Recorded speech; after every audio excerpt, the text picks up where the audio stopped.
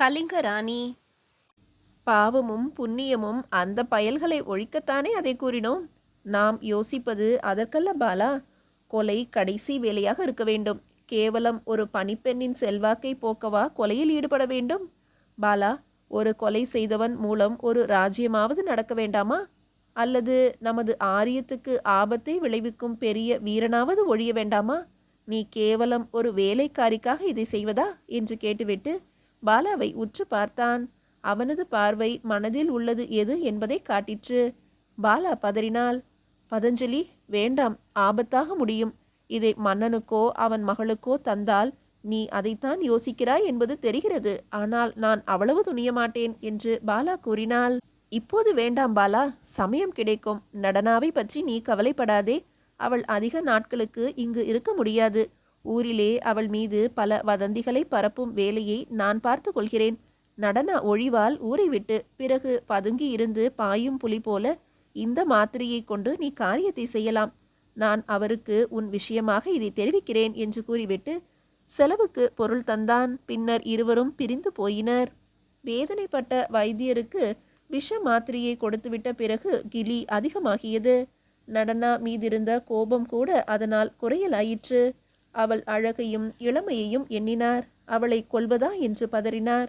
பாலா துவேஷத்தினால் நடனாவை கொன்றே விடுவாளே, என்ன செய்வது என்று ஏங்கினார். காதல் முறிவு, கோபம், ஆத்திரம் ஆகிய பல நோய்களால் தாக்கப்பட்ட வைத்தியருக்கு இந்த வேதனையும் சேரவே அவருடைய மனமே குழம்பிவிட்டது. தலைவலிக்கு மருந்து கேட்போருக்கு மார்வலி போக்கும் மருந்து, காய்ச்சலுக்கு மருந்து கோருவோருக்கு காச நோய்க்கு மருந்து, குமட்டல் போக்க என்று கேட்போருக்கு குஷ்ட நிவாரணி என்று கொடுத்து வரலானார்.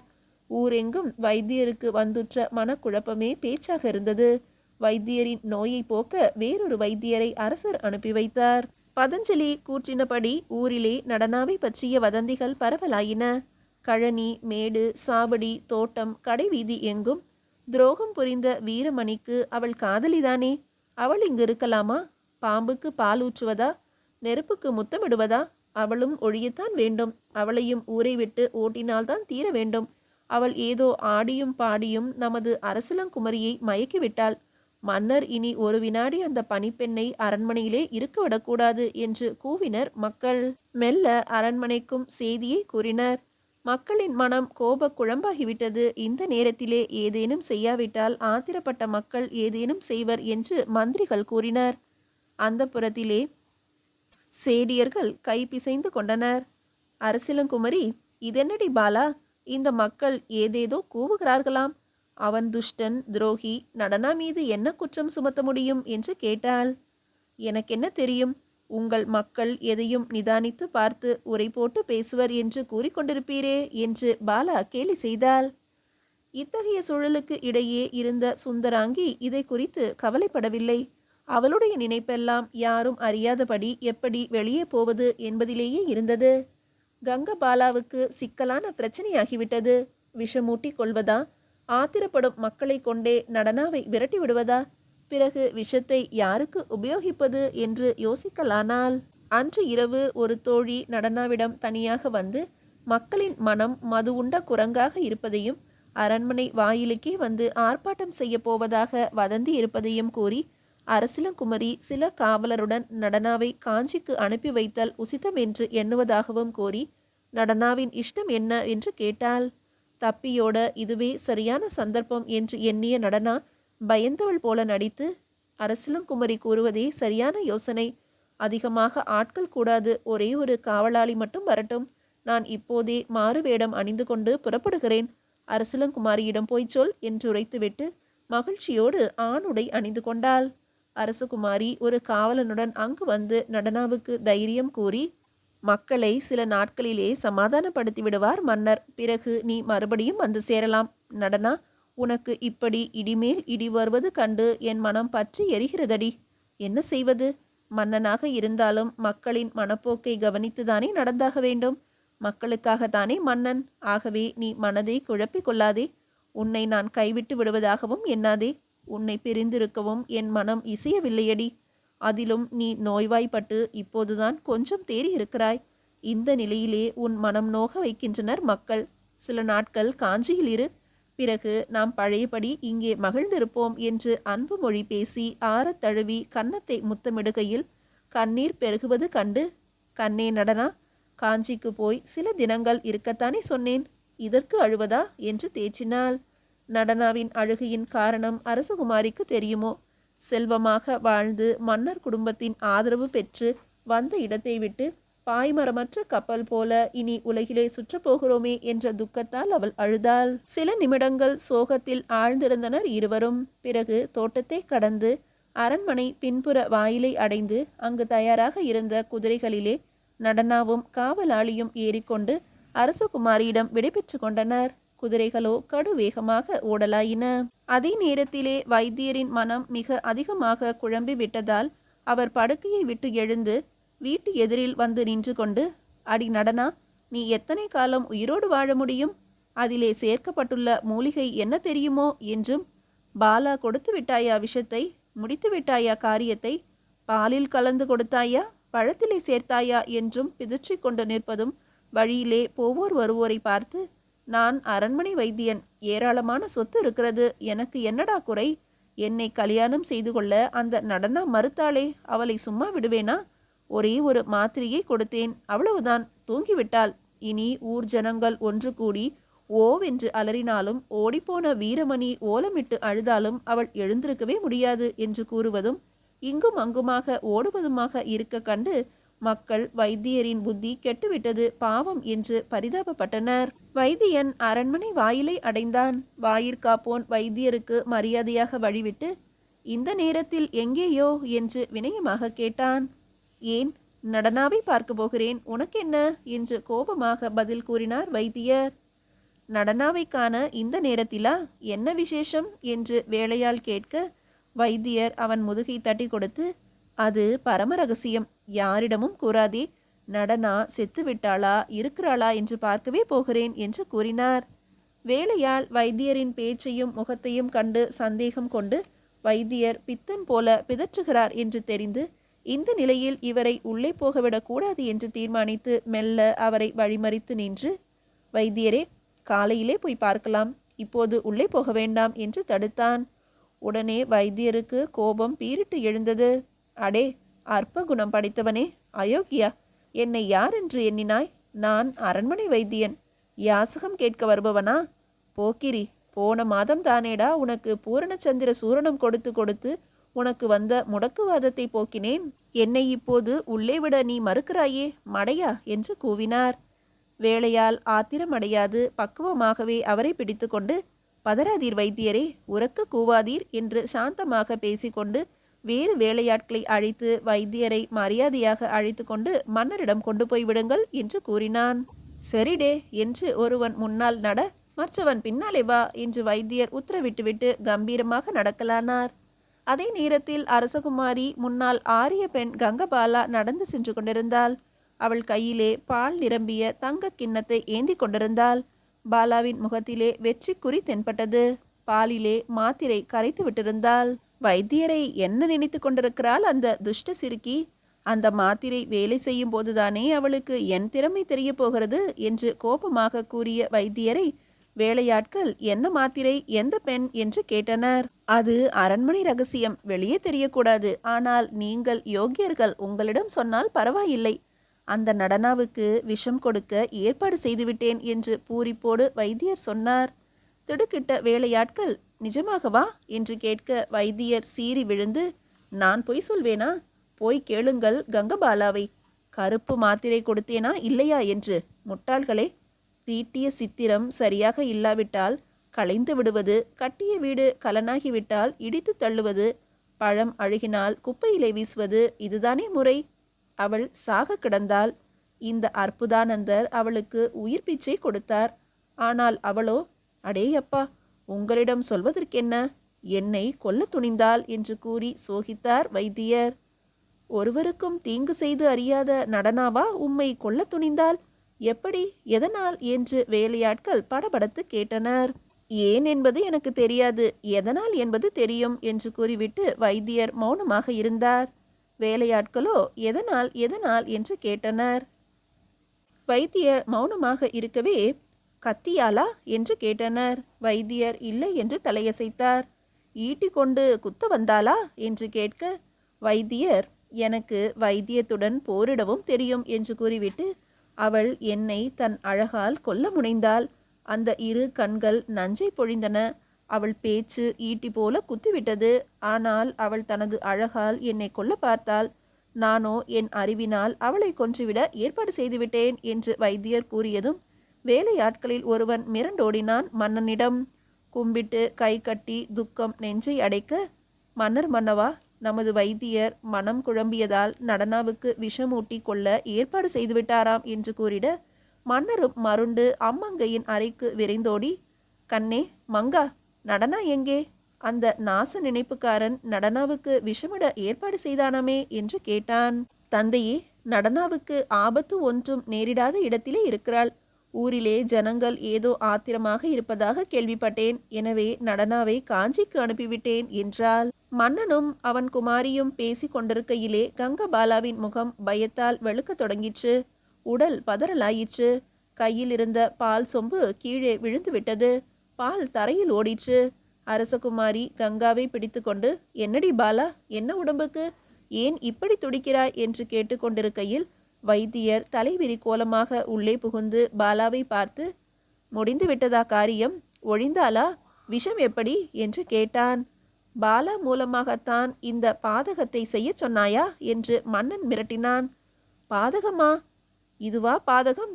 பேஷ், மகா நீதிமான் நீர் என்று கூவினான் வைத்தியர். பாலாவோ மிரள மிரள விழித்தாள். கூவினதால் களைத்த வைத்தியன் பால் சொம்பை எடுத்து மிச்சமிருந்த பாலை மளமளவென்று பருகினான். பாலா, வேண்டாம், பாலை சாப்பிடாதீர், அதிலேதான் விஷ மருந்தை கரைத்தேன் என்று கூச்சலிட்டாள். ஆ, என் விஷம் எனக்கேயா என்று வைத்தியனும், அடிக்கள்ளி, என் மகளுக்கா விஷமிட துணிந்தாய் என்று மன்னரும், துரோகி, அன்போடு பணிவிடை செய்வதாக பாசாங்கு செய்தாயடி என்று அரசகுமாரியும் ஆத்திரத்துடன் கூவினர். வைத்தியர் சாய தொடங்கினார். பாலா மெல்ல நழுவ எத்தனித்தாள். வேலையாட்கள் பிடித்து கொண்டனர். தள்ளுங்கள் இந்த துரோகியை சிறையிலே என்று மன்னன் கட்டளையிட்டுவிட்டு வைத்தியரை கவனிக்கலானான். வைத்தியரோ சிகிச்சையே தேவையில்லாத பேறு பெற்றார். விடுகிறேனா பார் உன்னை என்று வைத்தியர் பிணமானார். அதே நேரம் மரணம் கொடிதா, மனக்குழப்பத்தோடு கூடிய வாழ்க்கை கொடிதா என்று காஞ்சியை நோக்கி சென்று கொண்டிருந்த நடனா காவலாளியை கேட்டாள். பொழுதுபோக்குக்காக ஏதேதோ பேசி கொண்டிருந்தனர். இடையே இக்கேள்வி பிறந்தது. காவலன் மனக்குழப்பத்தோடு கூடிய வாழ்வுதான் மிகவும் கொடியது என்று பதில் கூறிவிட்டு, ஆனால் மனக்குழப்பம் நீங்கும் மார்க்கம் ஏற்பட்டுவிட்டால் வாழ்வு துலங்கும் அல்லவா? அதற்காகத்தான் சற்று பொறுத்து கொண்டால் பிறகு நிம்மதி ஏற்பட்டதும் வாழ்வின் பயனை பெற முடியும். கஷ்டம் ஏற்பட்டதும் கலங்கி உயிரை போக்கிக் கொண்டால் பெரிய நஷ்டமாகும் அல்லவா என்று கூறினான். உண்மைதான். உத்தமன் என்ற உன் பெயருக்கு ஏற்றபடியே உன் எண்ணமும் இருக்கிறது. ஆனால் ஒருவர் இறந்து போனால் வருத்தப்படும் ஆட்கள் இருந்தால் அந்த மரணத்தால் கஷ்டமும் விளையும், நஷ்டமும் உண்டு. ஆனால் என்னை போல ஒரு அபலை, திக்கற்றவள், கஷ்டம் அனுபவித்து கொண்டு காலம் தள்ளுவதை விட இறந்து போவதால் நஷ்டம் ஒன்றும் இல்லையல்லவா என்று கேட்டாள் நடனா. உமது கேள்வியே எனக்கு வருத்தம் ஊட்டுகிறது. உமது மரணத்தால் யாரும் வருத்தமடைய மாட்டார்கள் என்று நீர் எண்ணுவது உமது நண்பர்களுக்கு நீர் துரோகம் செய்வது போன்றதாகும். ஏதோ பொழுதுபோக பேசுகிறீர் என்று எண்ணினேன். உண்மையிலேயே நீர் தற்கொலை செய்து கொள்ளப் போவதாக என்ன வேண்டியிருக்கிறது? உமது விபரீதமான பேச்சை கேட்ட பிறகு தயவு செய்து தெளிவாக தெரிந்து கொள்ளுங்கள். தற்கொலை என்பது கோழைத்தனம், துரோகம் என்று படபடத்து கூறினான் காவலாளி. சில நிமிடங்கள் இருவரும் மௌனமாகவே சென்று கொண்டிருந்தனர். காவலாளியே மீண்டும் பேச்சை துவக்கினான். தங்களின் துயரம் நான் அறியாதது அல்ல. வீரமணி எனக்கு நண்பர் என்றான். நண்பர்? உன் நண்பருக்காக என்ன பிரயாசை எடுத்துக்கொண்டாய்? நட்பின் லட்சணம் என்ன? அவர் மீது அபாண்டம் சுமத்தப்பட்ட போது ஏன் வாய்பொத்தி கிடந்தாய்? ஒரு பேச்சு பேசினாயா? இப்போது அவர் எங்கிருக்கிறாரோ, என்ன கதியோ? யார் அவர் விஷயமாக அக்கறை காட்டினார்கள்? உத்தமா, உன் மீது கோபிப்பதாக எண்ணாதே. என் மனக்கொதிப்பு என்னை இவ்வாறு பேச செய்தது. என் நிலையை நீ அறிந்து கொண்டதாக சொன்னாய். எனக்கு உதவி செய்வாயா? அவரின்றி நான் வாழ முடியாது. காஞ்சியிலே போய் தங்கிவிட நான் புறப்படவில்லை. இதே பிரயாணம் அவரை தேடுவதற்காகவே என்று மாறிவிட வேண்டும். என்னை உன் தங்கையாக பாவித்து என்னுடன் நீயும் வா. இருவருமாக பல நாடுகளை சுற்றி பார்த்து அவரை கண்டுபிடிக்கலாம் என்று நடனா கெஞ்சினாள்.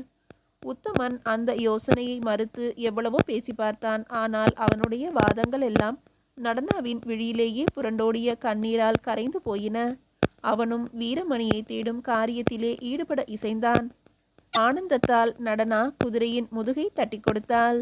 அதே நேரம், பலே, பேஷ் பேஷ், சரியான சமர்த்தனடா நீ என்று மலர்புரியிலே அரண்மனை குருவாகவும் அரசியை ஆட்டி படைப்பவனாகவும் இருந்து வந்த சூத்திரதாரி தன் முன் குத்துச்சண்டை, ஈட்டி எறிதல், வேல் விடுதல், அம்பு எய்தல் முதலிய வீர விளையாட்டை செய்து காட்டிய வீரனை தட்டி கொடுத்தார்.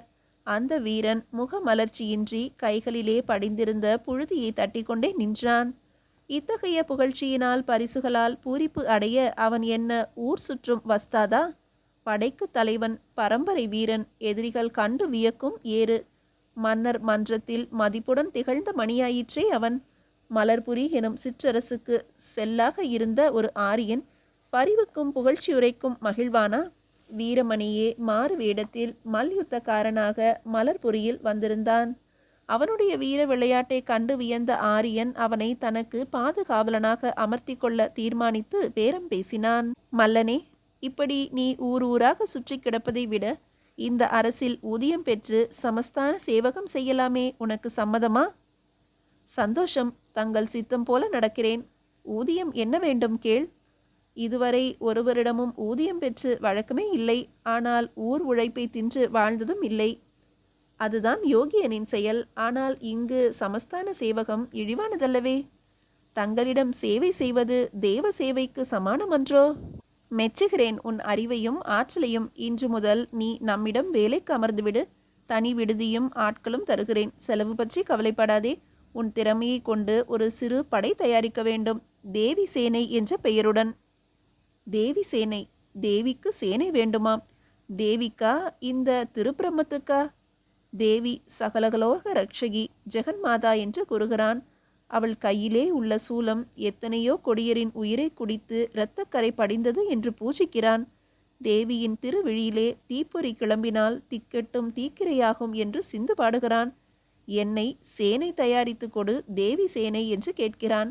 இந்த ஆரியனின் அந்தரங்க நோக்கத்தை அரசியோ மக்களோ அறிவதாக காணோம். எவ்வளவு செல்வாக்கு!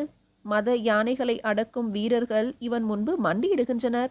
உடலில் தைத்த அம்பு ஒடிந்தாலும் எதிரியின் யானையின் தந்தத்தை ஒடிக்கும் வீரமிக்க போர் மரபினர் இவன் முன்பு ஆமைகளாகின்றனர். அம்பிகே என்று கூவுகிறான். ஆயிரக்கணக்கான மக்கள் இவன் அடி வீழ்கின்றனர். வீரத்தை போற்றியது கண்டுள்ளேன். புலவரை புகழ்வதை கேட்டுள்ளேன். அழகை பூஜித்து அறிவேன். அரசனை அடுத்ததும் அறிந்ததே. ஆனால் ஆரியனை ஏன் இக்காரணம் பற்றி நமது தமிழ் மக்கள் வாழ்த்தி வணங்குகின்றனர்? பொய்யுரை கேட்டு பூரிக்கின்றனர். இப்புலியோ பசுத்தோல் போர்த்தி கிடக்கிறது. யோகம் புரிவதாக கூறும் அவன் மனத்திலே எவ்வளவு சூது கொழுந்துவிட்டு எரிகிறது. மேல் உலகை கண்டதாக கூறும் அவன் விழிகளிலே பேராசை கூத்தாடுகிறதே. ஆண்டவனிடம் அலாவலுதாக கூறும் அவன் நடை ராஜ நடையாக வன்றோ மாறுகிறது. கலிங்க கிழவன் குகையிற் கூறியது நடந்ததில் ஆச்சரியம் ஒன்றுமில்லையே. மனிதனை தேவன் என்று கூறி அரசியை மயக்கினான். இது ஆச்சரியமா? இல்லாத காணாத 7 14 லோகத்தை மக்கள் நம்பும்படி செய்துவிட்டானே. இனி தன் அதிகாரத்தை காப்பாற்றி கொள்ள வேண்டியோ அல்லது அரசியை அடியோடு நீக்கிவிட்டு முடித்தரிக்கவோ சூது செய்கிறான். அதற்கே தேவி சேனை திரட்டுகிறான். நல்லது, சேனை திரட்டுவேன். ஆனால் அது தேவி சேனையா அல்லது அரசியின் சேனையா என்பதை நான் பார்த்து கொள்கிறேன். நடனா, உன் நினைவுக்காக என் நெஞ்சம் குமுறுகிறதே அன்றி இந்த ஆரியனின் சூதுக்கு நான் அஞ்சவில்லை. இவ்வாறு வீரமணி மலர்புரியில் எண்ணிக்கொண்டு தேவி சேனைக்கு தக்க ஆட்களை திரட்டி பயிற்சி செய்து வந்தான். நாளுக்கு நாள் இச்சேனை வளருவதையும் விதவிதமான போர் பயிற்சி பெற்று வருவதையும் கண்டு ஆரியன் களித்தான். அவனுடைய கபடத்தை நன்கு அறிந்த வீரமணி மிக நன்றாகவே நடித்தான். மெல்ல மெல்ல ஆரியனின் முழு நம்பிக்கைக்கு பாத்திரமானான். அடிக்கடி அவன் மணியிடம் ஆலோசனை கேட்கவும் தொடங்கினான். ஆனால் ஆரியனுக்கு கடைசி செயலில் இறங்க துணிவு பிறக்கவில்லை. மரத்தின் உச்சி ஏறி மதுரமான கனியை தொட்டு பறிக்கும் நேரத்தில் வேலி அருகே சந்தடி கேட்டு தோட்டக்காரன் வந்துவிட்டானோ வென்று திடுக்கிடும் திருட்டு பயலின் மனோநிலையிலே ஆரியன் இருந்தான். அரசன், மலர்புரி மன்னன் என்ற பெயர் ஒன்றுதான் இல்லையே ஒழிய சகல அதிகாரமும் அவனிடமே இருந்தது. ஆனால் அந்த பெயர் மீது பேராவல் பிறந்தது. எவ்வளவு அதிகாரம் இருந்து என்ன பிரயோஜனம்? அரசு என் சொல்படி ஆடுகிறது என்றாலும் என்ன பலன்? முடி ஒரு முண்டையிடம் இருக்கிறது. ஜடைதானே எனக்கு முடி. இந்த காவியை களைந்துவிட்டு அரச உடையுடன் நான் காட்சி தந்தால் என் இனத்தவருக்கு எவ்வளவு மதிப்பு பிறக்கும்? ஆணிரைகள் மேய்த்து கொண்டு வந்த ஆரியன் மனிதரை மேய்த்திடும் மன்னனானான் என்று பெருமை பிறக்குமே. கரடு முரடான நிலத்திலே, காயும் வெளியிலே, குன்றுகளின் இடையிலே தத்தளித்த நமது கூட்டம் குளிர்ந்த கங்கையில் மூழ்கி வாழ்வு வளம் பெற்றுவிட்டனர். பல மண்டலங்களிலும் இன்று புகுந்து சிறிது சிறிது செல்வாக்கும் கண்டனர். ஆனால் அரசு என்றால் அலாதியான ஆனந்தமே தரும். இனத்தின் எதிர்காலத்தை சிறப்புடையதாக்கலாம். இந்த மலர்புரிக்கு நான் மன்னனாகிவிட்டால் எந்த மண்டலத்திலும் நம் இனத்தவருக்கு இடம் கிடைக்கும். ஏன், சில காலம் சென்ற பிறகு இந்த இடமே ஆரிய நாடாகியும் விடலாம். ஆலய அதிகாரி அரசியின் அதிகாரம் பெறுவது ஆகாத காரியமா? வல்லவனுக்கு புல்லும் ஒரு ஆயுதம். ஒரு நல்ல சந்தர்ப்பத்தை பார்த்து அரசியை ஒழித்துவிட வேண்டும். முடி பிறகு நம் காலடியில் கிடக்கும். வேளை சரியான வேளை வர வேண்டும். இந்த மணி வீரன்தான், மிகவும் திறமைசாலி. ஆனால் அவனுக்கு பக்தி ஏற்படவில்லை. என் கட்டளைகளை நிறைவேற்றுகிறானே அன்றி அவன் கண்களிலோ அந்த தாசத்தன்மை தோன்றவில்லை. அது ஏற்படாத வரை அவனை எப்படி நம்ப முடியும் என்று ஆரியன் எண்ணினான். மலர்புரி அரசியோ தேவி சேனைக்காக செலவுக்கு பணம் தருவதை திருப்பணி என்று எண்ணி மகிழ்வதும், மீண்டும் தேவ தரிசனமும் சரசமும் கிடைக்குமா என்று ஆரியனை கேட்பதுமாக இருந்தாளே அன்றி சேனை தன்னை ஒழிக்கவே தயாரிக்கப்பட்டிருப்பதை அறிய மாட்டாள். ஆரியரின் மத வேடம் அரசியை பரிபூரணமாக ஏமாற்றிவிட்டது. என் ஆண் வேடம் எப்படி இருக்கிறது? நடனா கேட்டாள். மிக திறமையாக இருக்கிறதே. என் பெயர் இனி என்ன தெரியுமா? குணாளன் என்று அழைக்கட்டுமா? அது அவருக்கு பொருத்தமான பெயர். எனக்கு அது பொருந்துமா? என்னை இனி தொண்டன் என்று அழைக்க வேண்டும். தொண்டனா? நாக்கு எழாதே இப்படி அழைக்க. இல்லையானால் நமது காரியம் நடக்காதே உத்தமா. சரி, தங்கள் இஷ்டம் போல. பார்த்தாயா, ஆரம்பத்திலேயே தவறு. தங்கள் திங்கள் என்றெல்லாம் பேசக்கூடாது. நண்பா, தோழா, தொண்டா என்று அழைக்க வேண்டும். சரி தோழா. உத்தமன் என்றால் உத்தமனே தான். இந்த சம்பாஷணைக்கு பிறகு நடனராணி ஆண் உடையுடன் உத்தமனுடன் ஊர் ஊராக சென்று தன் காதலனை கண்டுபிடிக்கும் பிரயாணத்தை துவக்கினாள். பல இடங்களிலே சுற்றியும் துப்பு ஒன்றும் கிடைக்காது துயருற்று காட்டு வழிகளிலே செல்கையில் ஒரு நாள் வணிகர் கூட்டம் ஒன்று வழியில் செல்ல கண்டு அவர்கள் சென்று வந்த பல்வேறு நாட்டு வழப்பங்களை கூற கேட்டு அவர்களின் வாய்மொழியாலும் வீரமணி பற்றிய செய்தி ஒன்றும் தெரிய பெறாது உத்தமனை கண்ணீர் ததும்பும் கண்களுடன் நடனா பார்த்து பெருமூச்செறிந்தாள். ஓர் இரவு சற்று அடர்ந்த கானகத்தை காலையில் கடக்கலாம் என்று எண்ணி வணிக கூட்டம் காட்டு ஓரத்திலே தங்கினர். நடனாவும் உத்தமனும் அவர்களுடன் தங்கியிருக்க முடிவு செய்தனர். மலர்புரியின் எல்லை காடு அது.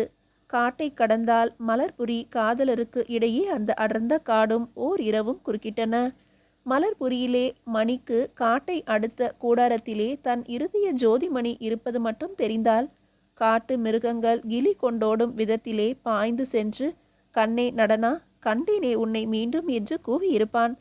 நடனாவுக்கும் தன் நாதன் காட்டை அடுத்த மலர்புரியிலே இருப்பது தெரிந்தால் இரவு, கொடிய மிருகம் இவை அவளை தடுத்திருக்குமா? காட்டிலே விதவிதமான கூச்சல். ஆனால் அவைகளில் ஒன்றாவது கலங்கும் காதலருக்கு தூது கூறவில்லை.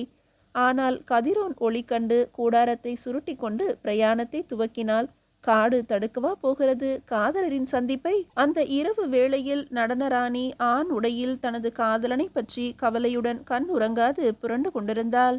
உத்தமன் சற்று அயர்ந்து தூங்கினான்.